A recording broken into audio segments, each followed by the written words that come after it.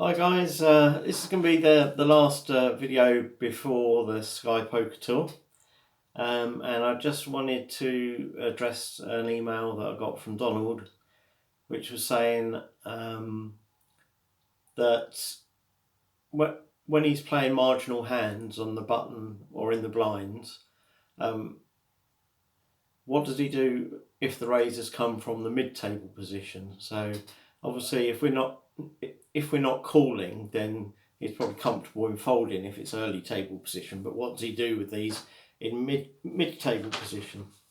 And one thing I'd say, those of you that go into the Sky Poker Tour, don't necessarily do too much that's outside of your comfort zone in one go, because obviously playing live might be fairly new to you as well.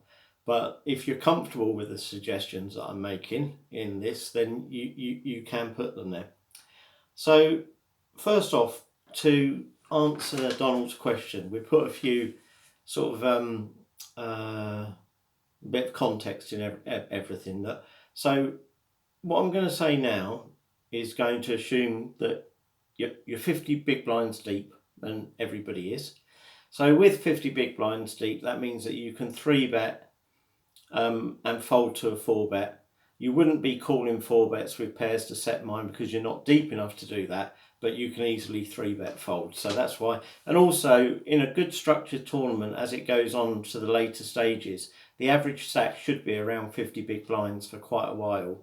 So it's putting it in the context of that. So then I'm saying, right, okay, well, let's define marginal. What is a marginal hand for the purpose of this exercise? So for the purpose of this exercise, I'm defining marginal hands as pocket pairs between 5s and 9s, ace 10, ace 10 plus. I mean, obviously ace queen would be a better than marginal hand, but ace 10, ace 8 suited, they'd be marginal hands. King Jack offsuit would be a marginal hand. King 10 suited would be a marginal hand. Queen 9 suited, marginal. Jack 9 suited. And then your suited connectors like 7-8, 7-9, 10-8 suited. They can be considered marginal hands as well. And if you don't ever 3-bet with those sort of hands, then, you know, that's something missing from your game, because, you know, otherwise people know that you only 3-bet monsters. I'm not saying all the time, but just something to consider. So what do we mean by mid-table position? Well, when we're on Sky, there's only 6-handed, so there really isn't an early table position. But let's say that mid-table position, we're considering it to be the hijack and the cutoff.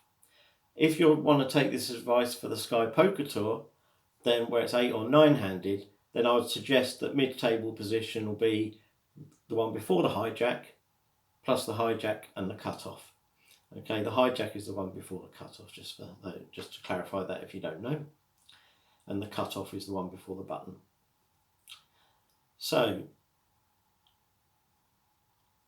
typically, then what we need to decide is that if we're just simply saying that we're not going to call, I'll come to the, like when you're in Sky Poker Tour, because obviously you will call sometimes. But I know the exercise I've given people, if they're able to do it, suggests that when they're playing on Sky in these tournaments, turbo tournaments after level 4, not to call at all as part of the exercise. So, but when you're at Sky, now what I need to do is to put things. So I've put the marginal hands in context. I've put the table position in context. Now I need to put the opponent's styles in context. You know that I have red, yellow and green traffic light system. Red is an aggro player, yellow is a solid player, and green is a tight player. We need to break it down for this specific scenario that Donald's talking about, because he's saying that the raise is coming from the middle position. So it really, what that basically says when you've got a marginal hand, if you're not going to call, is that you need to either fold or raise based on your opponent. So the opponent's styles is absolutely crucial. So the red, which are the aggro players, are going to break down into 2 types. You've got, we're going to call it aggro 1, and I'll put this in an email so that you, when I send the link, so that you can see. Now aggro 1 would be a player like myself, that I'll raise, open raise, but I'm going to fold to 3-bets quite a lot. Aggro 2 player, still a red, will raise a lot, but often calls the 3-bets as well. Okay, and then the yellow solid player. So if we call solid 1, it's going to have standard statistics. So on the party poker training thing, they'd have potentially A's everywhere. Okay, just because they play completely sort of standard at a good level, you know that. And then solid 2 is a guy that calls with quite good hands, rarely raises, but he will call with a reasonably wide range.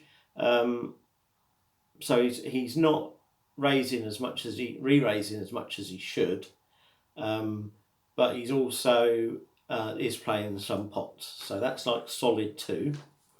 And then green, which is the tight players, we've got tight 1, which is going to be only raises monsters and rarely calls. And then tight 2 will call a bit but rarely raises. Okay, so but will calls but rarely raises. Only raises with premiums. But then you get the tight 1, which is literally raises. He doesn't get involved unless he's got a good hand. You know that he doesn't even call with a marginal hand. So that's the thing, and I'll put that in an email because this is going to be important in the context of what we're discussing here. So my advice with these marginal hands and this is what the ranges that I gave earlier is the potential of where you can of what I'm suggesting you can potentially 3-bet or fold these hands. Now I will talk about with the SPT because obviously in some cases we're going to call, but we'll cover first off the scenarios where we're going to so we're treating all those marginal hands the same for now, although you have to get a feel for it when you actually play. But we're saying if you've got any of those marginal hands I described at the start, if the player is at aggro 1, which is an aggressive but folds to 3-bet a lot, you're 3-betting all the time with those hands because most of the time he's going to fold and you're going to take it down. Okay. If he's an aggro 2 player, he's an aggressive player but he often calls 3-bets, you let it go. Okay. This is just when we've got one choice, letting it go or re-raising for now. If he's a solid 1 player, standard statistics all round, I would lead to mixing it up, sometimes letting it go and sometimes 3-betting him.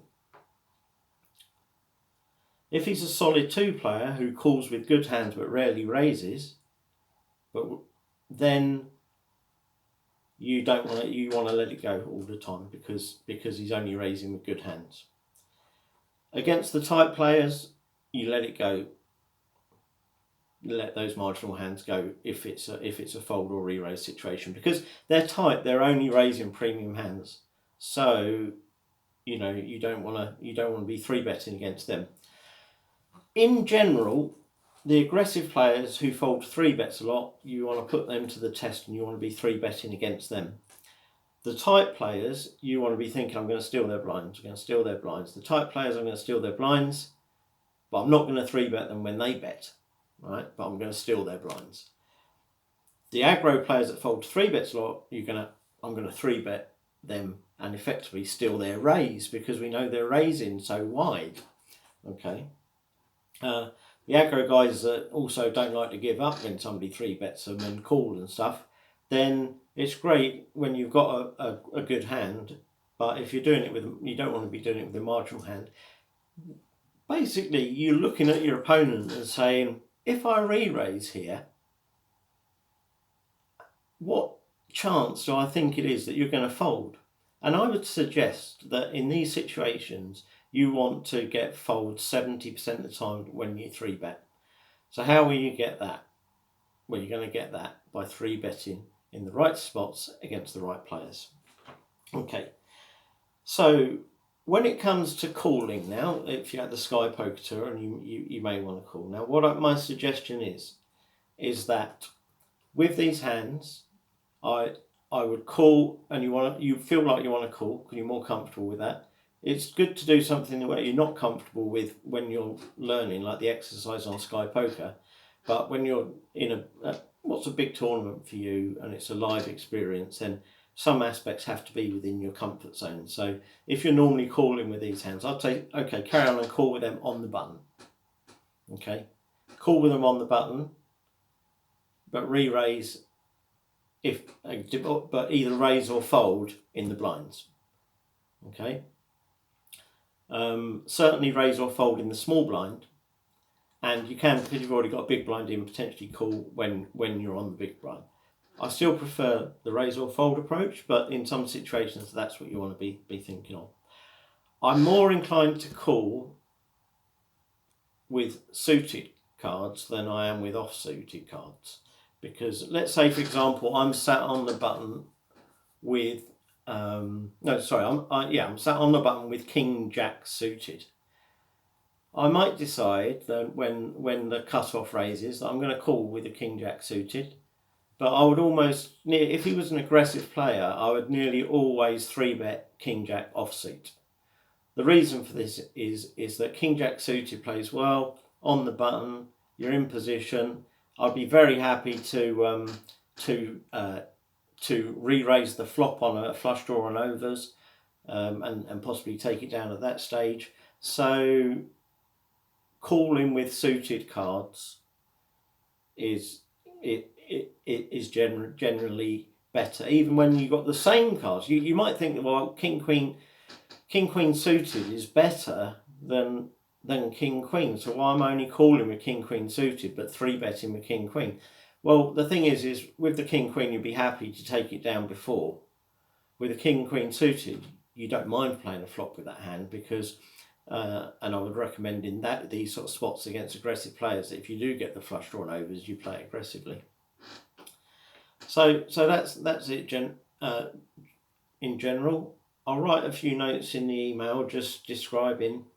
But I think they call them tight aggressive players. They have lags and tags and all sorts. But I think, my style of play, I think, is classed as either tight aggressive or loose aggressive. I can't remember what they call it, but it's but the significant thing all the time is what chance do you think that they're going to fold? And the players that are going to fold are players like me that are opening very wide but don't want to get involved in pots with marginal hands that are in a bloated pot, so aren't going to call a 3-bet. And especially if that 3-bet's come from someone that's in position. Then the other thing is that when you do, you're better off to 3-bet or fold when you're out of position. And if you do want to call, then try and make it your calls when you're on the button against these mid-table position raises. So that's it. It's all player dependent, position dependent, and suitedness dependent as to whether you raise, fold, or call. Now, what I would say in general is don't be calling too much, because that is the passive play, that is the weak play. As the stage is like after level 8 onwards on a live tournament, I would say you only want to be calling either calling a raise 3 or 4% of the time. So what that means is that effectively once every, say, 3 orbits on a 9-handed table, you should have called once in that time. Okay, so if 9 hands, that'd be 23 orbits, 27 hands. You should probably have only called once in those 27 hands on average. If you're calling more than that after level 8 or 9, then you're definitely going to be exploitable. So weigh that up when you make the decision whether you fold, call, or raise. That you don't want to be calling too often at those stages, and then generally you won't see that much calling going on after sort of level 8 or 9. That shouldn't do anyway. And the last thing that I'll say is when you play live, when you're playing against the non-Sky players that are used to the ones that will sort of just buy in direct, and and no disrespect to Sky players, but they're probably better on average. I know Sky players have done well recently, but they're the top end of the Sky players that have done well. And if you but the other players, the non-Sky players, as an average, if you like, will probably be more aggressive, particularly in the blinds. So just be careful when you're raising on the button, because a button raise won't get a lot of respect.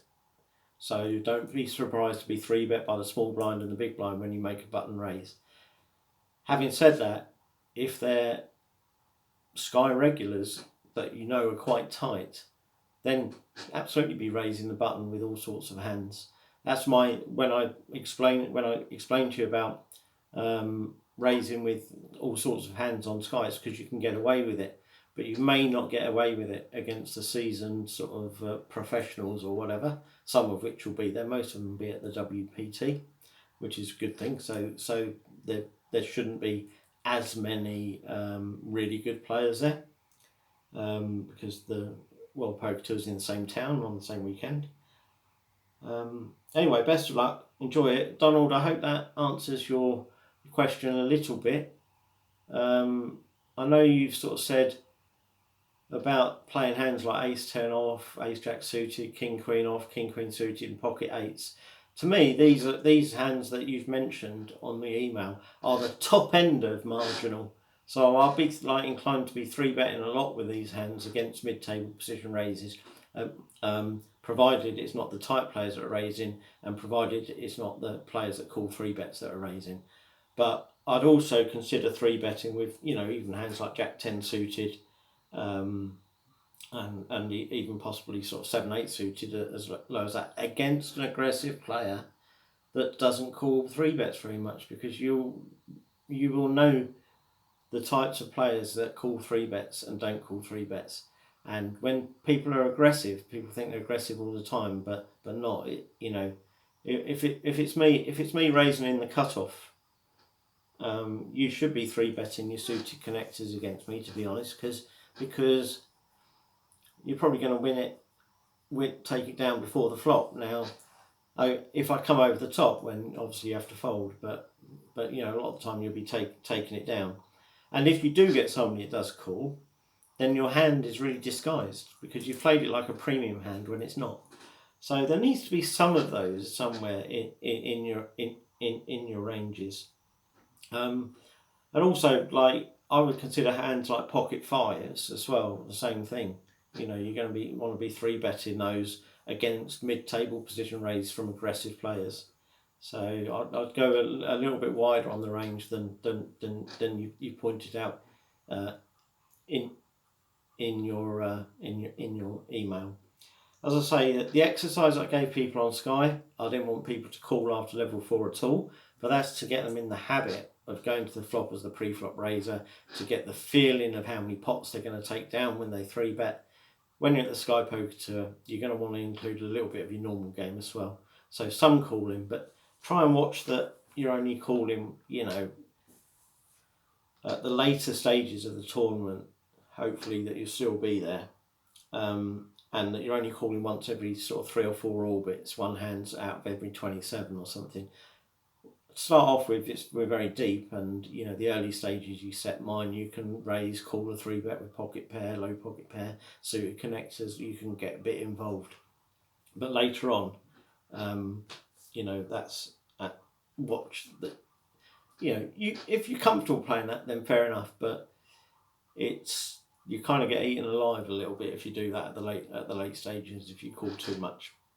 Best of luck, and I look forward to seeing you all there either Friday or Saturday. All right, all the best, guys.